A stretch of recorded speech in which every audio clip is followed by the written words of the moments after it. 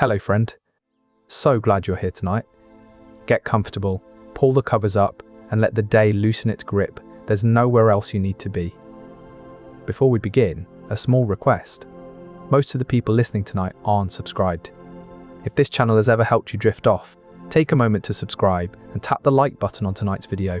Both are free, they take 2 seconds, and they help this channel more than you'd think. And you can always change your mind later. And if you feel like it, leave a comment telling me where in the world you're listening from and what time it is where you are. I love reading them. Tonight is a slow drift through the real story of Knights Templar, one true thing at a time. There is nothing to do here and nothing to remember. Each one will pass like a slow cloud, some familiar, some quietly surprising, all of them real. If you fall asleep somewhere in the middle, that is exactly how this is meant to work. Settle in, let your breathing slow down, and we will begin. One more thing before we begin. I'm also a co-founder of a sleep app built to be the most affordable one out there. No ads, ever. Just sounds and stories made to help you sleep. It may not be released yet as this video goes up, but if you're watching a little later, it might be out by now. It's called Dozly, and the link is in the description. It works on iPhone, Android, and everything in between. Downloading it is the best way to support this channel. The Templars, they weren't just warriors, were they? Not even close. Only about 1 in 10 of their members actually fought. The rest, they managed the economy of Christendom. Think vast estates, bustling markets, shipyards with timber and rope stacked high, and warehouses filled with grain and spices. They had banks too, lending money to kings and nobles. That's what a non-combatant Templar's day looked like. That's their legacy, keeping the wheels of commerce turning across Europe.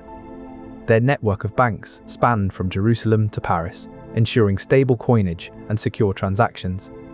This economic might allow kings to maintain armies and fund crusades, while ordinary folks could rely on steady supplies of goods. The Templars' financial prowess even influenced the development of modern banking practices.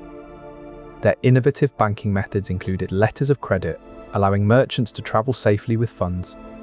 They also developed deposit accounts, protecting wealth from thieves. This secured Europe's financial stability, fostering growth and prosperity. Their sophisticated banking system even included early forms of international wire transfers, facilitating swift and secure transactions across vast distances. This financial infrastructure not only fueled commerce but also fostered cultural exchange as ideas and innovations traveled alongside goods and currency. Their meticulous record-keeping and rigorous auditing practices laid the groundwork for modern accounting principles. The Knights Templar were known by a lengthy name that tells us something important about their origins and mission. In the year 1119, they were founded as the Order of the Poor Fellow Soldiers of Christ and the Temple of Solomon. That's quite a mouthful, isn't it? But it's worth breaking down. They were called Poor Knights, not because they lacked wealth, but because they took vows of poverty.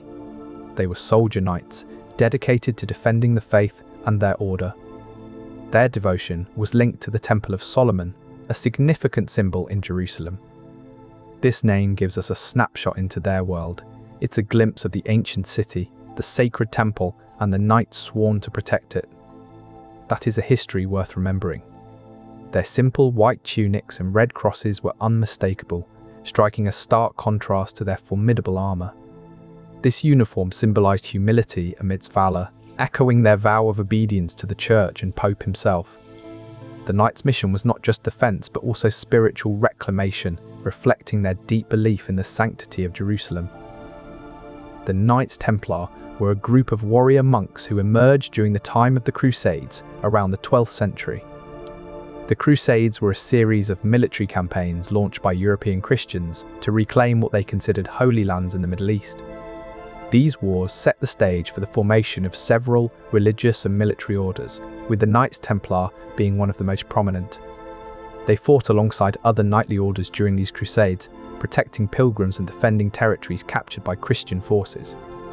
This was a time when religion and warfare were deeply intertwined, with soldiers often seeing themselves as defenders of their faith. The Knights Templar played a significant role in shaping the history of the Crusades both on and off the battlefield.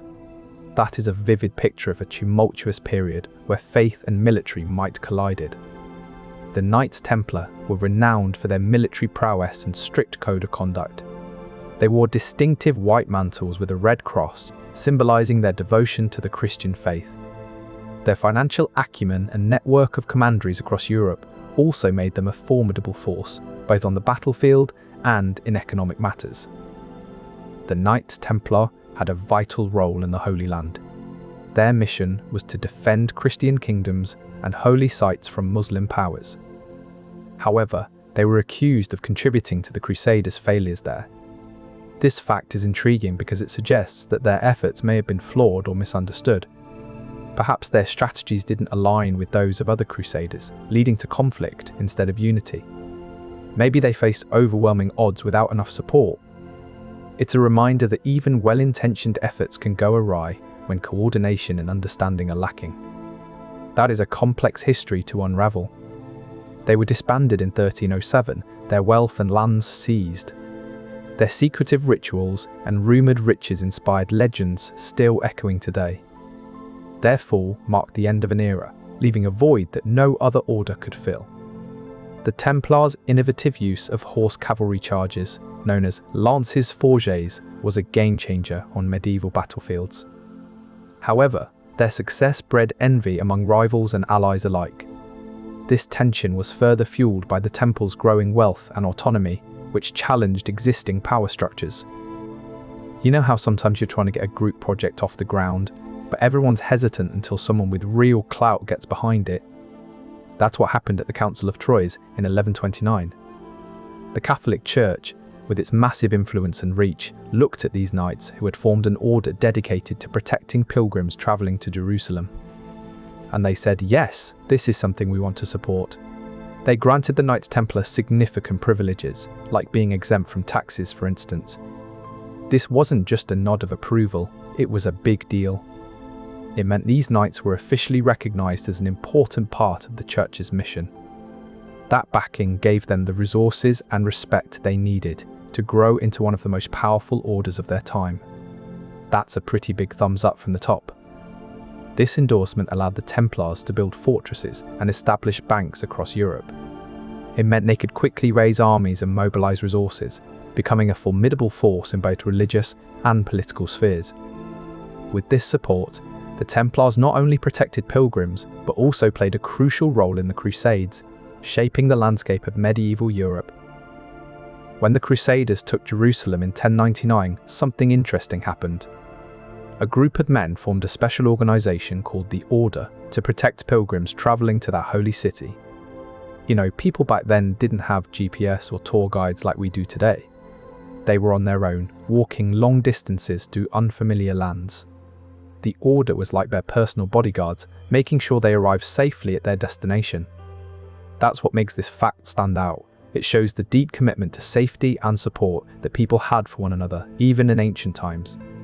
The Order's members were knights, known for their distinctive white mantles emblazoned with a red cross. This symbol became a beacon of hope and protection, instilling confidence in pilgrims as they navigated treacherous terrain. Their dedication was so profound that many gave their lives, proving that the spirit of brotherhood and guardianship transcended mere survival. The Order's members lived by a strict code of conduct, emphasizing humility and selflessness. Their vows of poverty and obedience were a stark contrast to the wealth and power they could have wielded. Each knight was expected to share his skills, whether in combat or in healing, with those he swore to protect. You know how people like to build on sacred ground? The Knights Templar did just that in Jerusalem. King Baldwin II gave them a section of his palace near the Al-Aqsa Mosque. They believed this place was where King Solomon's temple once stood. In fact, they called it Solomon's Temple. It was close to what they thought was the exact spot, the Dome of the Rock. Can you picture that? A holy site turned into their headquarters. What do you make of that? They took a place of immense spiritual significance and made it their own. The Templars transformed the site into a grand fortress with towering walls and luxurious chambers. This symbolized their power and influence in the Holy Land. It was a bold statement of their faith and ambition, turning an ancient holy place into a modern military stronghold. It became a symbol of their devotion, drawing pilgrims from all over. Inside, they housed precious relics, said to be from Christ himself. This fortress sent a clear message: the Templars were here to stay.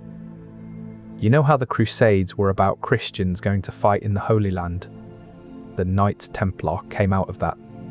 They started as a small group protecting pilgrims on their way there, but they grew into something big and powerful. Think of them as guards with swords, walking alongside these travelers through rough terrain, making sure nothing bad happens to them. It's like having a personal security detail as you journey through potentially dangerous areas. That's how they rose to power, by being protectors in times of turmoil. They became trusted and influential over time. That's the key to their success story. They also built castles and fortresses across Europe, creating a network of strongholds to support their operations. These structures not only safeguarded travelers, but also became centers of economic power, where the Templars stored and managed vast wealth. Their influence spread throughout Europe, shaping political landscapes and economies. The Templars' unique status as a religious military order allowed them to transcend traditional boundaries, becoming indispensable allies to kings and popes alike.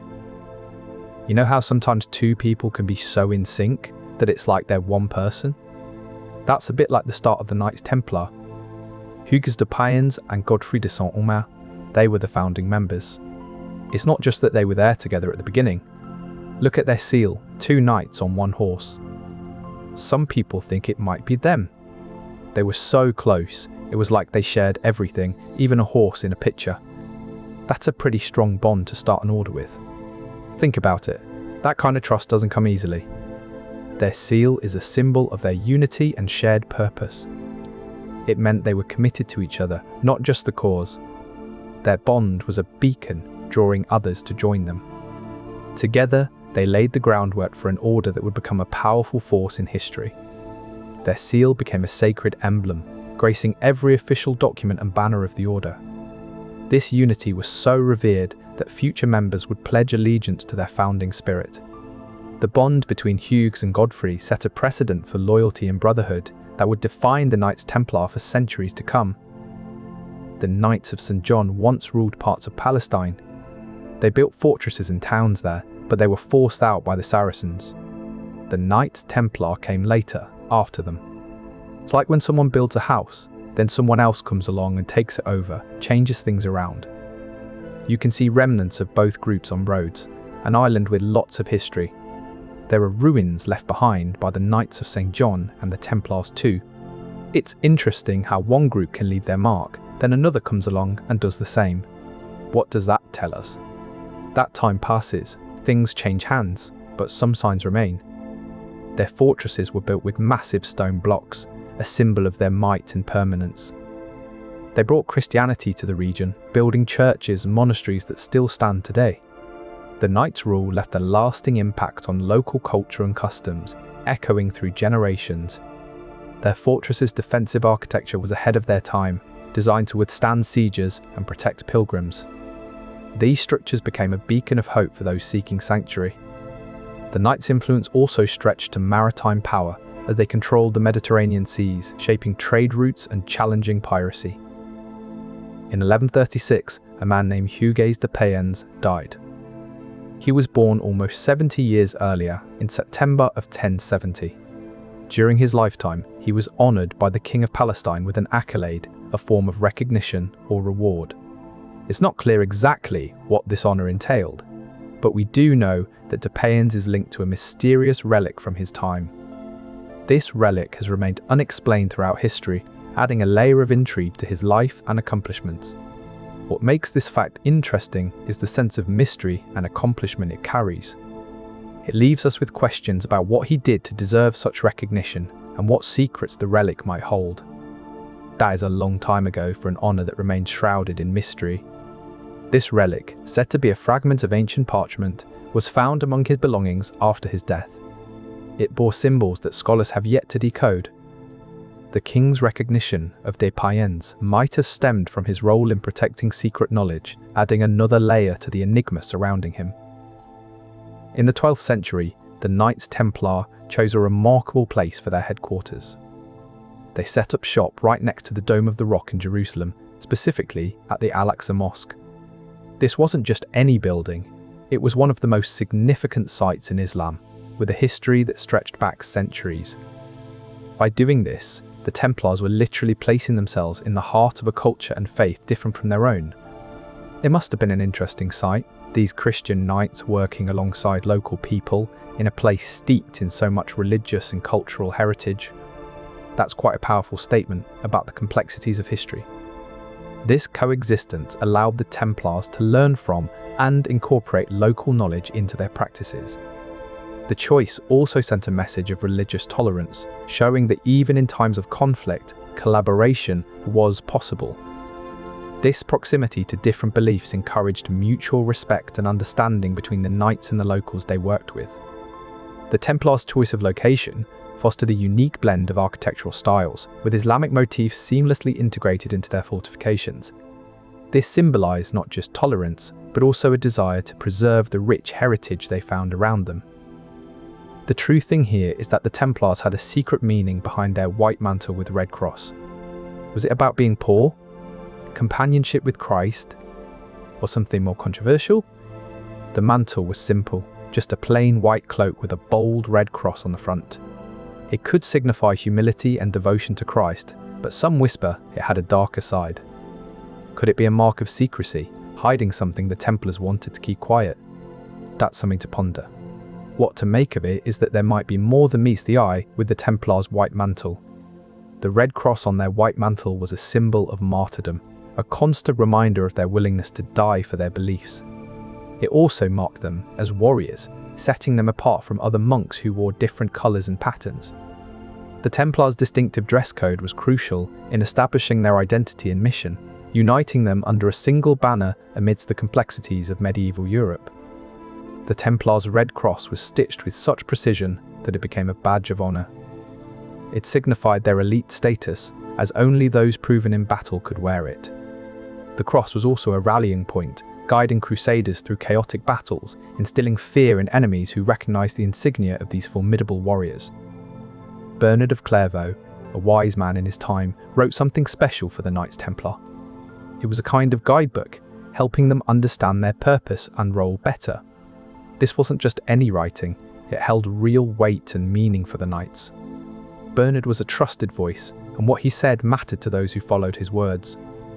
That treatise was like a compass, guiding them through challenging times. It helped shape their identity and strengthen their resolve. A powerful document from a respected figure, that's something worth noting. Bernard's treatise outlined the knights' code of conduct and moral obligations, emphasizing their duty to protect pilgrims on the perilous journey to Jerusalem. It instilled in them a sense of sacred mission, fostering unity and discipline within the order. This guidebook was so revered that knights carried it with them, even into battle. Bernard's words echoed in their minds during times of turmoil, reminding them of their vows and the higher cause they served. The treatise became a symbol of their brotherhood, uniting them across distant lands and through generations of knights. In March of 1128, the Knights Templar took over a castle called Soor. They didn't just move in, they rebuilt it. That means they tore down old walls, maybe fixed up some crumbling towers and put new defences in place. They would have needed a lot of stone and timber for that. It wasn't just about making it stronger, it was about making it theirs. They had a job to do, and they did it. That's what the Knights Templar were all about. The Templars brought in skilled masons and carpenters from far and wide, transforming Soor into a model fortress for their order. By rebuilding, they ensured the castle would withstand sieges, safeguarding their strategic position in the region. This castle became more than just a defensive outpost, it was a statement of their power and resolve. The Templars incorporated advanced architectural techniques, such as arrow slits and machicolations, into their redesign. This fortification was crucial for repelling enemy advances during the Reconquista period. The castle's enhanced defences not only protected Templar holdings, but also served as a symbol of their engineering prowess and commitment to safeguarding Christian territories. In Portugal, back in 1159, There was a castle. It was Tomar, and it had seen better days. The Knights Templar were given this ruined place to make it their own. Picture them here, standing amid the crumbling walls, under the hot sun, looking out over the land they'd been entrusted with. They would have known a task lay ahead of them. A big one. But perhaps they also saw opportunity in the stones and the space. That was a lot to take on for sure, but it meant a new start, a chance to build something from nothing. And that's exactly what they did. They began by clearing away debris, their hands blistering under the sun. The local villagers watched, awestruck, as the knights laid the foundation for a grand fortress. Their perseverance turned the ruined castle into a symbol of hope and resilience for the surrounding communities. They used their own hands and simple tools to cut each stone just right. The castle they built would stand for centuries, a beacon of strength in an ever-changing world. You know, the Knights Templar, they were around for centuries. It's like they'd been there forever, always loyal, always fighting on the side of the church. But then, in 1312, Pope Clement V made a decision. He abolished their order. It was Philip IV who pushed him into it, really. The Templars were gone, just like that. They'd held out for so long, but when it came down to it, even their centuries of loyalty couldn't save them from being disbanded. That's the end of an era right there. Their lands and wealth were seized, leaving many Templars destitute. This sudden dissolution sent shockwaves through Europe, as it was seen as a betrayal by the very church they had sworn to protect. The loss of the Knights Templar left a power vacuum that would have lasting consequences for medieval politics. Their sudden dissolution led to widespread trials, with many Templars accused of heresy and subjected to torture. This marked a dark period in medieval history, where the once revered knights faced persecution from their former allies. The fall of the Templars also resulted in a significant loss of strategic fortifications across Europe, weakening the defensive capabilities of many regions. You know how when you go on a journey with someone, it's like they become part of your life story? Well, Godfrey de Saint-Omer, Payen de Montdidier, Archambault de Saint-Amand, and André de Montbard, they were all friends who set out together. In the year 1118, they decided to create something new, a group that would become known as the Knights Templar. Picture them standing there, swords in hand, making this vow together. That's what it means when we say they were founding members. They weren't just signing up for an adventure, but committing their lives to something bigger than themselves. And that, my friend, is a bond you don't break lightly. It's the kind of thing that can change history. Their commitment was so profound that they took vows of poverty, chastity, and obedience, dedicating their lives to protecting pilgrims on the dangerous roads to Jerusalem. This selfless act not only brought them closer together, but also laid the foundation for one of the most influential military orders in medieval Europe. They built monasteries and castles, creating a network that spanned across Europe and the Middle East. Their white mantle with a red cross became a symbol of safety and protection on perilous pilgrimage routes.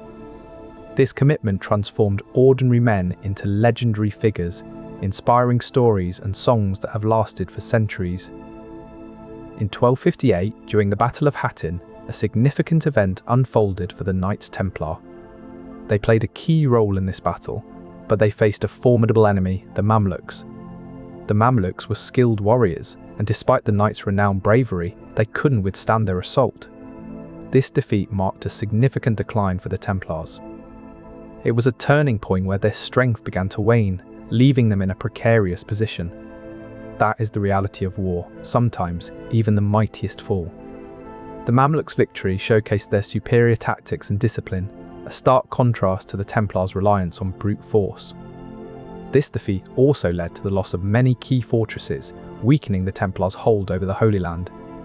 Moreover, it undermined their reputation as invincible warriors, causing other Crusader factions to question their alliance. The Mamluks' use of advanced cavalry maneuvers, honed over decades of fighting in the desert, proved crucial. The Templars' defeat at Hattin marked the end of their dominant period in the Holy Land. It became clear that the balance of power had shifted, and the Mamluks were now the dominant force in the region.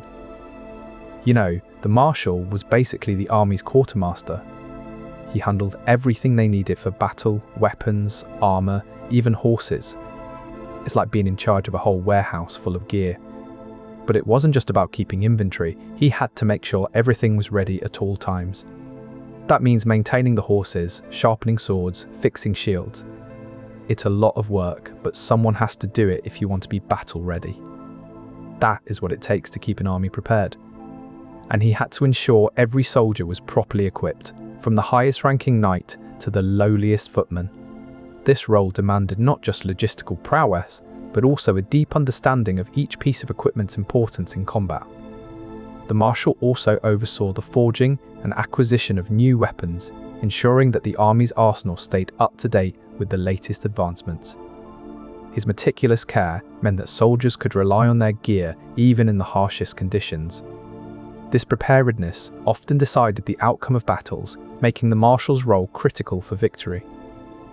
When new soldiers arrived in Acre, they were welcomed by Templar knights who had a unique role in the war councils. These knights knew their enemy well. They understood the tactics of Muslim fighters and were exceptional warriors themselves. This made them invaluable in planning and executing battles. The Templars weren't just skilled fighters, they were also experts in strategy, giving them an edge on the battlefield. That knowledge was crucial for the success of the campaigns. It's not just about being a good fighter, it's about knowing how your enemy thinks and acts. The Templars' deep knowledge of enemy tactics came from decades of living and fighting alongside them. This familiarity allowed them to anticipate their moves, often turning the tables in fierce battles. Their strategic prowess was so renowned that other knight orders frequently sought their counsel. Their ability to blend into enemy territory, wearing Muslim attire and speaking Arabic fluently, gave them a distinct advantage. This adaptability allowed them to gather valuable intelligence that other knights could not obtain. The Templars' insights often proved decisive in battles where the element of surprise was crucial. The Marshal of the Knights Templar was like a military commander today. He planned and oversaw battles, trained knights for combat, and made sure they were always ready. This wasn't just about strategy, it involved training on real battlefields, practicing with weapons, and learning how to ride horses in formation. It meant maintaining a high level of physical fitness and discipline among the knights. The Marshal ensured that every knight knew his role and could carry out complex maneuvers seamlessly with his fellow soldiers. That is a demanding job. He drilled them relentlessly until battle formations became second nature. Each knight had to be able to fight with sword and shield, lance and horse on command.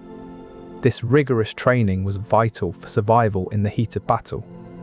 The Marshal also oversaw the forging and maintenance of weapons, ensuring each knight's sword was keen and lance unbroken.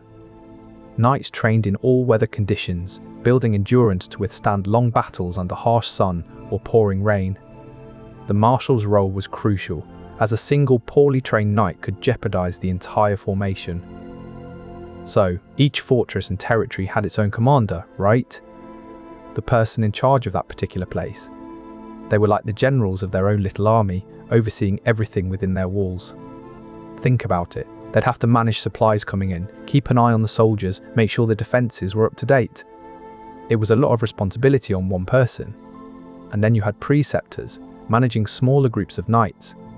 They'd be like the lieutenants, making sure those groups were trained and ready for whatever came their way. That's what kept things running smoothly, each person with a specific role to play in maintaining order. It was a complex system, but it worked. Each commander also had to handle disputes among their troops, ensuring harmony and focus.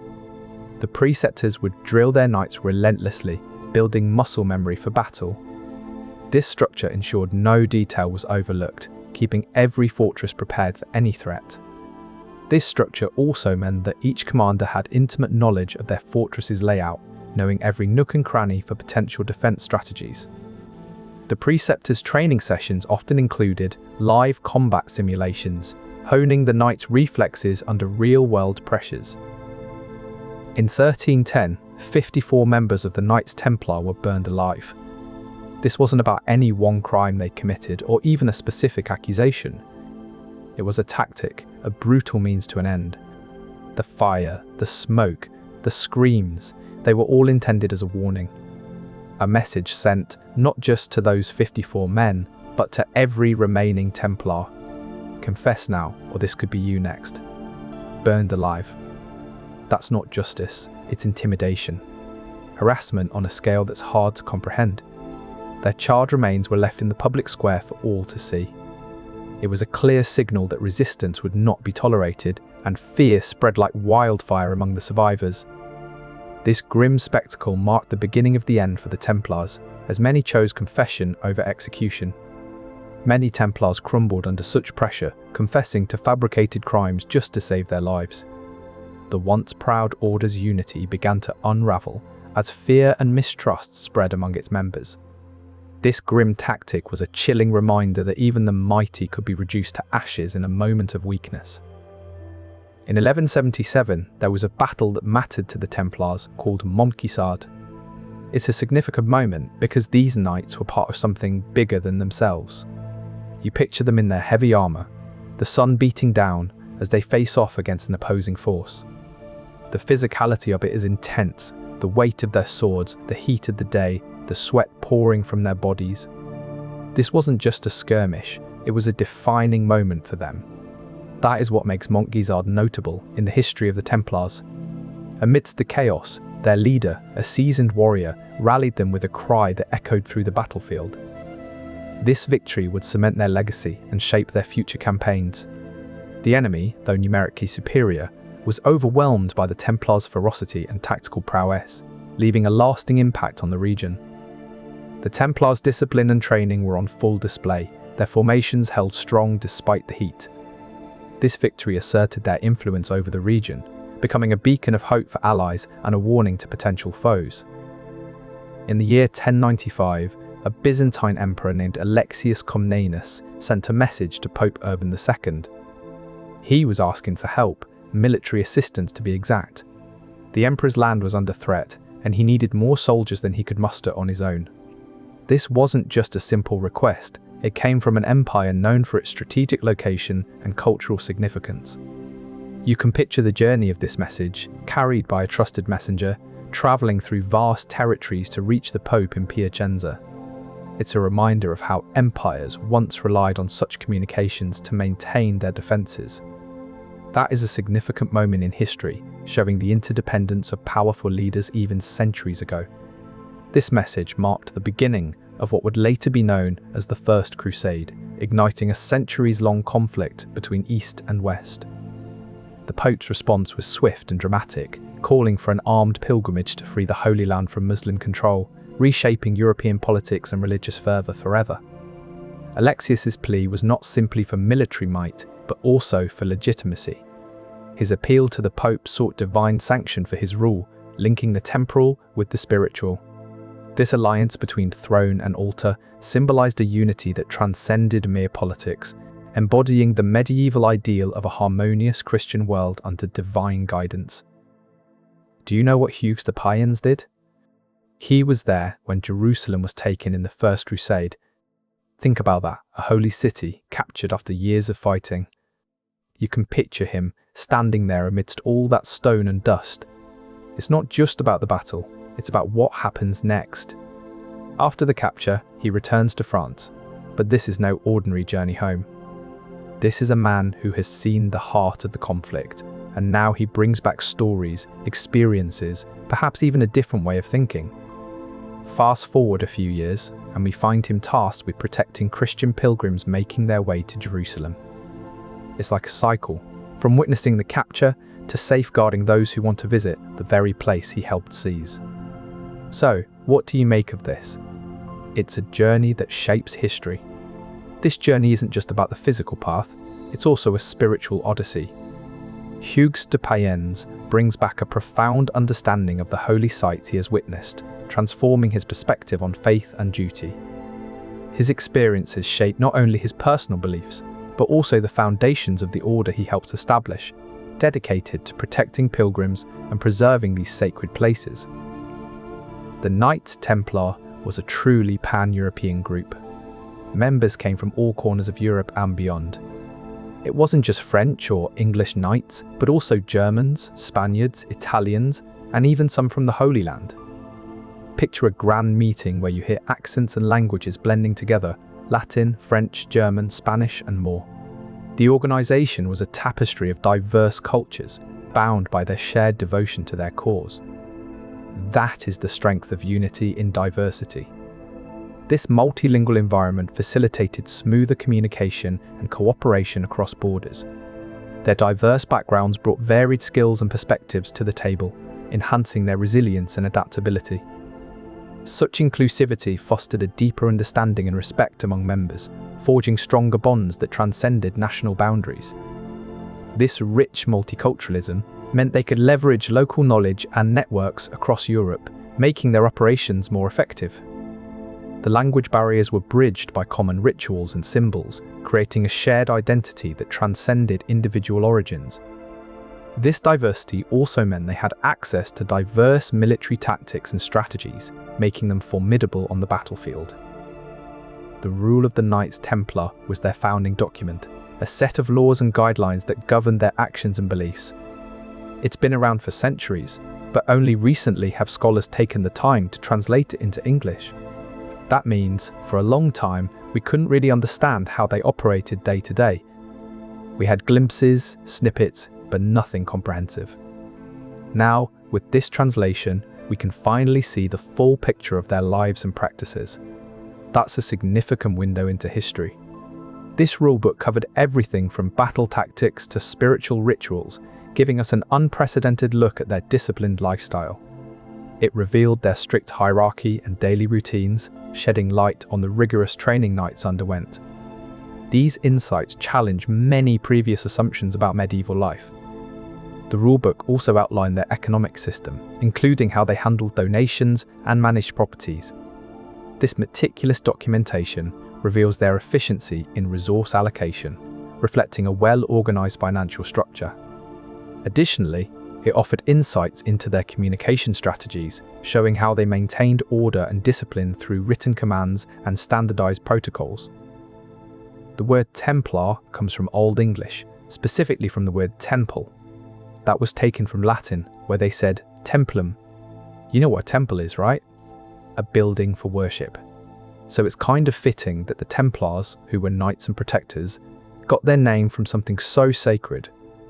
That's a good reminder that even names have history. It tells us that words can travel far and carry meaning. The Templars' name reflected their mission too. They were tasked with protecting pilgrims traveling to holy sites in Jerusalem. This role was vital because the road there was dangerous and treacherous. The name Templar also held prestige, as it signified a commitment to defending sacred spaces and those who sought them. The Templars' white mantle with a red cross became their distinguishing mark, instantly recognizable to both friend and foe. Their vow of poverty meant they relied on donations, making them dependent on the goodwill of others while fulfilling their mission. The term Templar echoes through history as a symbol of courage and devotion, embodying their unwavering commitment to faith and protection. This fact tells us about a time when some of history's most powerful figures joined forces for war. The Third Crusade lasted 3 years, from 1189 to 1192. It was a period of significant battles, like the Siege of Acre and the Battle of Arsuf. Picture the strategic planning, the clash of armies, the siege engines rumbling against city walls. Think of the heat, the dust, the relentless sun beating down on thousands of soldiers. The sheer scale of these conflicts is immense. That was a long time to be engaged in such intense warfare. Crusaders and Muslims fought for control of Jerusalem, with each side believing their claim to be divine. The Third Crusade outcome shaped the region's political landscape for centuries. It marked a shift in European strategy, focusing more on logistics than blind faith alone. Crusaders used advanced tactics like feigned retreats to lure Muslims into traps. The conflict's brutality led to new medical practices, with surgeons learning from battlefield wounds. After the Third Crusade, trade routes between Europe and the Middle East flourished, sparking cultural exchanges. There was a significant Templar fortress in Paris. This wasn't just any old building, it was part of a network of substantial Templar establishments scattered across Europe. Think of it as one spoke on a wheel, with others like it in places such as Coulommiers, Avaleur, Saint-Blaise, Hyères, and La Rochelle. These were more than just homes for the knights. They were fortresses and commanderies designed to be robust and defensive. Picture thick stone walls, tall towers, heavy gates, and enough space inside for hundreds of men and their horses. They weren't built for comfort, but for protection and strength. That says a lot about the time period and the importance placed on defense. It wasn't just about holding territory, it was about being able to withstand attacks and protect what mattered most. These fortresses were often situated on strategic high ground, offering sweeping views of the surrounding countryside. The knights who lived there trained rigorously, honing their skills in defense and attack tactics. Despite their formidable design, these strongholds were not impenetrable, sometimes falling to sieges or treachery from within. These knights were bound by strict rules. They wore white robes, symbolizing their purity and dedication. Marriage was forbidden, ensuring their loyalty belonged solely to the order. Debt was another area of strict regulation. They were not allowed to be in debt or owe anything to anyone. Additionally, any knight who became infirm or incapacitated would be cast out, maintaining only those capable of serving at full strength. They swore solemn vows, binding themselves to this strict code. Such devotion was unheard of, drawing admiration from all who witnessed it. The order's power grew as knights proved their worth in battle, solidifying their legendary status. Every movement was governed by these rules, from dawn's first light to night's last whisper. Their every action echoed their vows, creating a harmony that resonated through the halls they patrolled. To be part of this order meant embracing a life singularly devoted to duty and honor. Their white robes bore no personal adornments, reflecting their shared identity.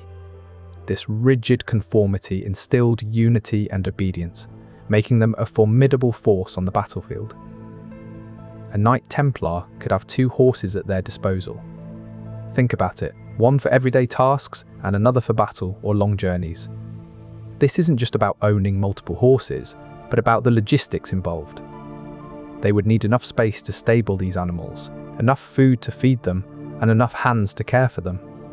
The fact that they had 2 horses each speaks volumes about their resources and planning. That's a considerable amount of support needed. This setup was crucial for a knight's mobility and survival. It ensured they could swiftly respond to any threat or call to battle. Moreover, having 2 horses meant they were better equipped to travel long distances, which was vital for their roles in medieval warfare and society. Each horse needed specific training, one for agility and endurance, the other for strength. Having 2 horses meant a knight could swiftly switch mounts during combat, ensuring fresh speed and power. This dual horse strategy offered tactical advantages, allowing for strategic retreats or rapid pursuit of enemies. Each horse required a skilled groom who could anticipate its needs, from shoeing to treating wounds. The knights' mounts were often pampered, reflecting the high value placed on their reliability in combat. Having 2 horses was also a sign of wealth and status, as only the most affluent could afford such luxury. You know how kings and emperors like to control everything within their borders? Well, the Templars were a bit of a thorn in that side because they weren't just local. They had connections all over Europe, even beyond it. They answered directly to the Pope. Philip IV of France saw this as a threat, which is why he went after them so hard. The Templars' global network allowed them to transfer wealth and influence across borders, often bypassing local rulers. This made Philip IV feel vulnerable, as he couldn't control their power or tax their transactions. Their fortified castles dotted the landscape, symbolizing their autonomy. This power structure undermined local rulers' ability to raise taxes and maintain control over their territories. The Templars' self-sufficiency challenged the established order, prompting fear among kings who could not rely on them for support. Their own fleet of ships transported goods and men across vast distances, further cementing their power. This autonomy meant that local rulers couldn't impose trade restrictions or tariffs on the Templars' extensive commerce. Additionally, the Templars' ability to lend money at low interest rates drew many people away from local lenders, weakening the financial control of regional authorities. You know how sometimes there's a big argument about who's in charge? Like, who gets to make the rules and who has to follow them? Well, Before the Knights Templar fell, there was this huge fight between the King of France, Philip IV, and the Pope, Boniface VIII. They were arguing over who had more power, the church or the crown. It got so bad that Philip even accused the Knights Templar of heresy, which is like saying they believed in something totally different from what the church taught. The next pope, Clement V, didn't really want to do anything about it, but Philip was putting so much pressure on him that he felt like he had to. That's how heated this fight was.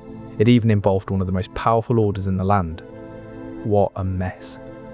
Philip IV even had many Templars arrested and tortured, forcing them to confess to heresy. In the end, Philip succeeded in disbanding the order and seizing their wealth for his own kingdom's benefit.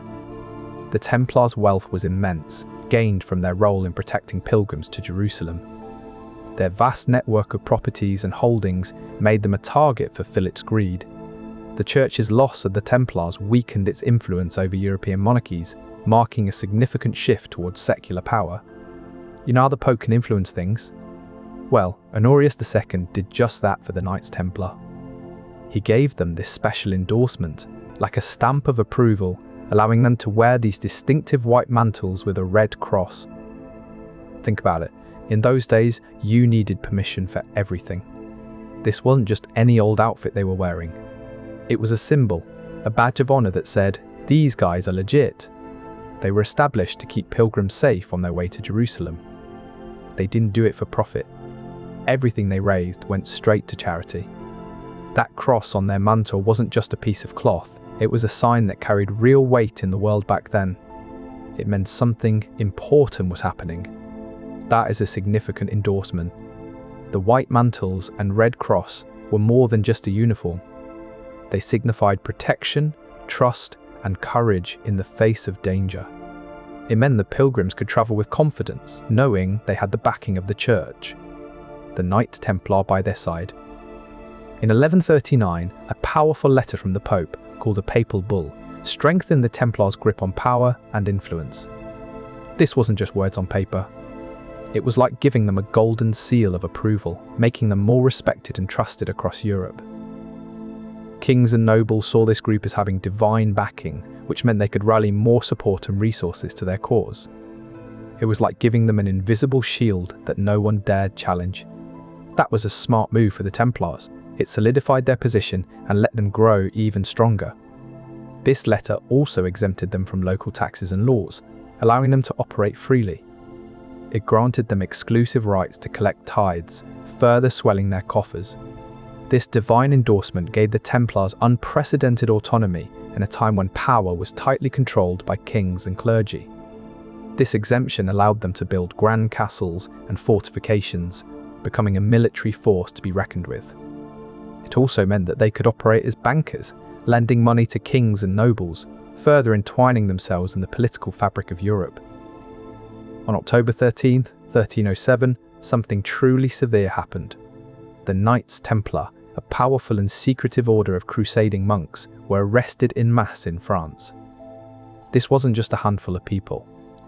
It was a widespread sweep that included the highest-ranking member, Jacques de Molay. Picture the Grand Master himself, perhaps in his 40s, being taken by royal guards. The charges? Heresy, blasphemy, idolatry, and even something considered taboo back then, homosexual practices.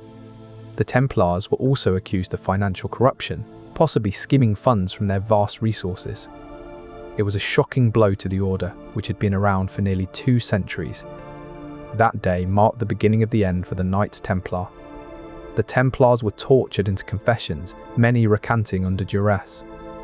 Their wealth and influence made them targets, and Philip IV needed their money to fund his wars. The order's swift downfall was a brutal reminder of the power struggle between church and state. Their trials, known as the Templar trials, were infamous for their brutality. Many knights endured excruciating torture, which elicited false confessions that further damaged their reputation. The fall of the Templars left a void in European power dynamics, with many of their properties and resources being redistributed to other orders, notably the Hospitallers. This event also sparked widespread fear and suspicion among other religious groups, highlighting the fragility of their positions under royal scrutiny. The Grand Master was the one who set up the Order's rules and structure. He had to create guidelines for everything, from uniforms to ceremonies. All those constitutions, statutes, and disciplinary rules had to come from him. This is heavy responsibility. It's like being the CEO of a huge company, where you have to make sure everyone knows what they're doing and follows the same procedures. The Grand Master was only answerable to one person though, the Pope. That means he had to report directly to him, keeping him updated on how things were going. A lot rested on his shoulders. This is not a small task. It requires a steady hand and clear vision. That is a significant role to play in an order. His every decision shaped the daily lives of his followers, from the prayers they recited to the meals they ate. The Grand Master's decisions echoed through time, defining the Order's legacy for generations to come. The Grand Masters of the Knights Templar used a seal quite frequently from 1167 to 1298. This wasn't just any seal, it represented their leadership and authority. Think of it like a modern-day signature on an important document, but carved into wax or clay. The Grand Master was chosen for life by 13 senior members, 8 knights, 4 sergeants, and 1 chaplain. They led the Templars, and notable figures like Hughes de Payens served in this role. It was a position of great responsibility, overseeing operations and making critical decisions. That's a long time to hold such an influential post. This seal was a symbol of continuity and stability in the ever-changing medieval world. It represented not just power, but also the Templars' commitment to their mission. The Grand Master's authority was absolute within the Order, guiding it through peace and conflict alike. The Grand Master's seal was intricately designed, often featuring 2 knights riding a single horse. This symbolized unity and shared purpose among the Templars. It conveyed their unwavering loyalty to the Order and its mission. The seal's presence on documents carried significant weight, instilling confidence in allies and striking fear into adversaries. Robert de Craon was the leader of the Knights Templar for about a decade and a half, from 1136 to 1147. This was during a time when Europe was still recovering from the Crusades. The Order was growing in influence and wealth. Think of him as one of the architects of the early days of the Templars, shaping their structure and purpose. He must have been a skilled administrator to keep such an ambitious group on track during those formative years. That's a significant period to be at the helm of any organization, let alone one with global aspirations. Under Crayon's guidance, the Templars established a strong network of fortified castles across Europe and the Holy Land. These strategic outposts not only bolstered their military presence, but also facilitated the secure movement of goods and pilgrims. Moreover, Crayon oversaw the creation of the Order's unique financial system, which included innovative banking practices that would later influence modern European economies. The Templars under Crayon's command were known for their meticulous record-keeping, documenting every transaction and land acquisition. These detailed accounts laid a foundation for trust in their financial system. Additionally, Crayon fostered close ties with European nobility, securing critical alliances that ensured the Order's survival and expansion. Everard des Barres was the 3rd leader of the Knights Templar, serving from 1147 to 1151. He held that position for 4 years, which is not very long in the grand scheme of things, but it's significant when you consider how much can change in just a few years. 4 years is enough time to see a child grow from infancy into early childhood. It's also enough time to see seasons change several times over, from winter's first snowfall to summer's heat and then back again. So, 4 years might seem short, but in the context of leadership and responsibility, it's a substantial period. That is a brief but influential term in history. Under des Barres' leadership, the Templars expanded their influence in Jerusalem, cementing their role as protectors of pilgrims. This tenure saw the establishment of key alliances, fostering growth and strategic importance for the Order. Des Barres also oversaw the construction of new fortifications, bolstering the Templars' defensive capabilities. These structures not only protected pilgrims, but also symbolized the Order's growing power and prestige within Jerusalem. The strategic placements of these fortresses helped to maintain peace in the region, demonstrating the Templars' commitment to safeguarding holy sites. Bernard de Tremolay was a significant figure in the history of the Knights Templar. He served as their fourth Grand Master from 1151 until his death in 1153. This means he led the order for just over 2 years, during which time he would have been responsible for managing their properties and wealth. It's remarkable that such a short period can still leave an impact on history. That is a brief but influential tenure. De Tremolay's leadership saw the expansion of Templar influence into the Iberian Peninsula. He reinforced military discipline, shaping the order into a formidable force on the battlefield. His actions ensured the Knights Templar played a crucial role in the Reconquista and gained significant support from European monarchs. Under his command, the Templars established vital outposts along strategic routes. This bolstered their control over key territories. Their enhanced battlefield prowess was pivotal in turning the tide of conflict, earning them lasting admiration from contemporaries. De Tremolay implemented a rigorous training regimen that emphasized both physical prowess and strategic acumen. This transformed the Templars into an elite fighting force, capable of executing complex battle plans with remarkable precision. His strategic vision was instrumental in securing vital trade routes, which not only facilitated the flow of goods, but also enhanced the order's financial power. André de Montbard was the fifth Grand Master of the Knights Templar. He held that position from 1153 to 1156, which is not just a short period in history, but also during a crucial time for the order. The Templars were growing rapidly and establishing themselves as key players in the Crusades.